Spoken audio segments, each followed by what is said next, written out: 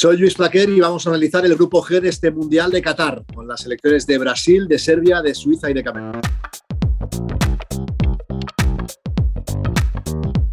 Bueno, creo que este grupo G, todo lo que no sea que Brasil acabe como primera de grupo sería un sorpresón. Evidentemente no son rivales asequibles los que le han tocado, pero me parece que la superioridad de la canariña del conjunto brasileño se da por descontada. Se presume, de hecho, mucha más competencia por saber quién va a acabar como segunda de grupo. Y ahí creo que parte con ventaja la selección de Serbia por el hecho de contar con futbolistas de mayor trayectoria y más contrastados como Vlahovic, como Milinkovic-Savic o como el propio Mitrovic. El grupo G, por cierto, que se empareja en este Mundial con el grupo H. Si se cumplen los pronósticos y Brasil acaba primera como esperamos, pues se enfrentarían octavos a la segunda clasificada del grupo G, que en este caso forman Portugal, Ghana, Uruguay y Corea del Sur.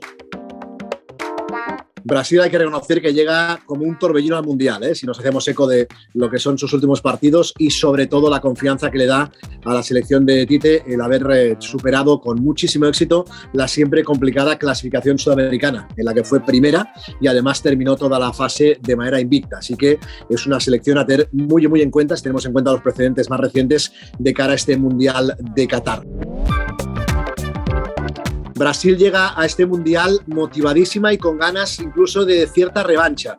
Recordemos que en el pasado Mundial de Rusia cayó sorprendentemente eliminada por la selección de Bélgica en los cuartos de final. Y digo también lo de aire de revancha porque viene de perder una final de Copa América ante Argentina a pesar de jugar el torneo en casa. Así que Brasil llegará con cuentas pendientes y con muchísima motivación. De hecho, la pentacampeona aspira a conseguir el título, algo que no logra desde el año 2002. Además, Brasil llega a la cita con muchísimos jugadores que estarán en Qatar en plenitud de facultades, en un momento álgido de su carrera, lo que convierte a la brasileña, evidentemente, como siempre es, en una de las selecciones favoritas al título en este Mundial de Qatar.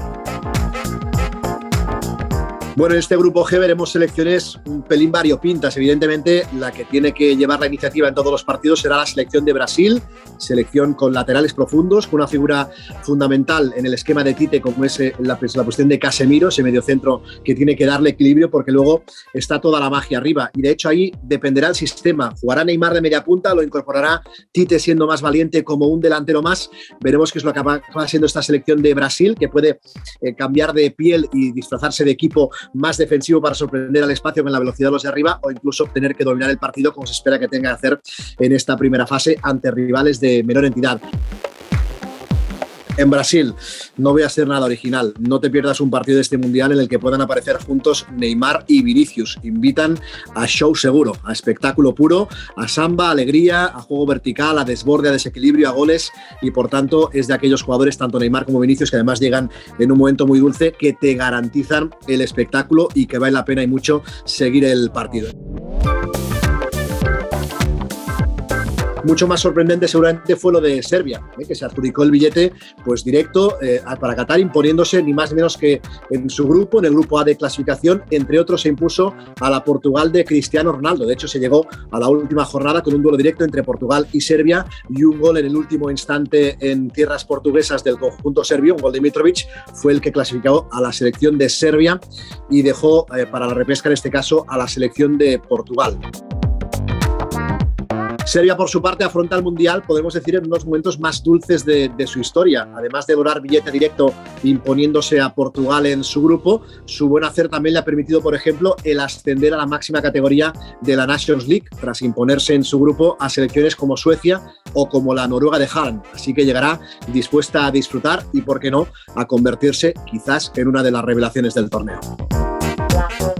Su seña de identidad es esa línea de tres con la que suele jugar en defensa. Suele ser un 3-4-3. Ha habido partidos como en el partido ante Portugal en el que llegó a juntar hasta 5 centrocampistas. Al final, Stojkovic, su seleccionador, suele ser de estos técnicos que quiere innovar y que quiere sorprender al rival siempre desde la pizarra. Evidentemente, su planteamiento dependerá siempre del rival al que se enfrente en cada partido. Puede parecer que es una selección sin cartel, pero hay ganas de ver lo que pueden hacer, pues por ejemplo, los Tadic, Vlahovic, Mitrovic o Milinkovic-Savic, jugadores que describen con su fútbol también lo que viene a ser esta selección, combinando en la mayoría de ellos sus imponentes físicos con una calidad técnica que va a deslumbrar a más de uno. Ojo, por ejemplo, al caso de Mitrovic, que llega de dulce, llega con muchísimos goles en la clasificación de goleadores de la Premier League, donde incluso compite con jugadores de talla mundial como Harry Kane.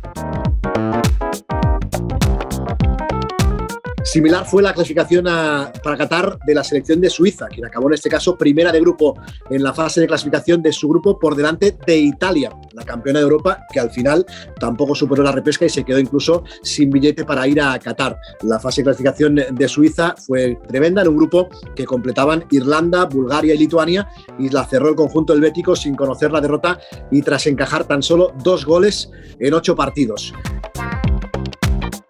Suiza vivirá su 5º mundial consecutivo, siendo pues ya una selección acostumbrada a la presión de las fases finales. No cuenta, evidentemente, la selección suiza entre las candidatas al título, pero no deja de ser una selección que es capaz de complicar a cualquiera, ¿eh? No hay más que recordar que en la pasada Eurocopa, por ejemplo, eliminó a Francia, que era una de las selecciones firmes candidatas a lograr el título europeo, o que ha sido capaz de ganar en la pasada edición de la Nations League a selecciones como España o como Portugal. Así que Suiza no es favorita, pero evidentemente es una de aquellas selecciones con las que nadie se quiere cruzar.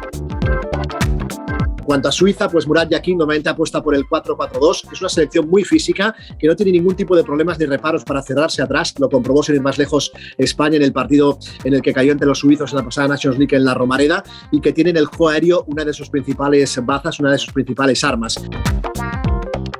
Pues hay que destacar a los clásicos, a los veteranos, empezando por la portería. Jan Sommer, portero de garantías, con muchísima experiencia en citas mundialistas, ha arruinado a más de una selección, mientras, por ejemplo, Granit Xhaka, capitán y que llega en plena confianza por su buen hacer en el Arsenal inglés, donde suma goles y asistencias en este arranque tan bueno del conjunto de Mikel Arteta, también llegará en un buen momento, en muy buena forma, a esta cita mundialista de Qatar. Tampoco le faltó emoción a su clasificación a la selección de Camerún. En este caso fue en el último instante de una eliminatoria ante Argelia que acabó en la prórroga. De hecho, el gol que clasificó a los cameruneses para el Mundial de Qatar lo marcó Toko Ekambi en el minuto 124 de partido. Un Toko Ekambi, evidentemente, que se convirtió en el héroe nacional tras sellar con ese gol a última hora el preciado billete para la Mundial de Qatar para la selección de Camerún. Camerún llega al Mundial alejada de los focos que la alumbraron en otras citas cuando contaba con grandes jugadores como por ejemplo Samuel Eto'o, que ahora mismo es el presidente de la Federación Camerunesa. Vive de hecho el combinado africano un proceso de regeneración que obtuvo premio con su agónica clasificación con el gol a última hora de Toko Ekambi para este Mundial de Qatar, y que afronta esta cita con una selección joven que eso sí espera mejorar las últimas experiencias mundialistas de Camerún, que no estuvo en Rusia 2018 y que fue incapaz de sumar ningún punto en las pasadas ediciones, tanto en Sudáfrica como en Brasil.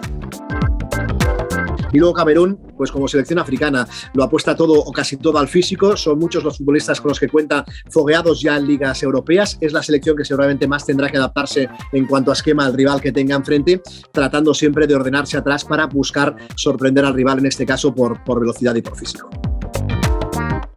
Y en cuanto a Camerún, pues apuesta, como decíamos, por los jóvenes, como reclamo en este Mundial.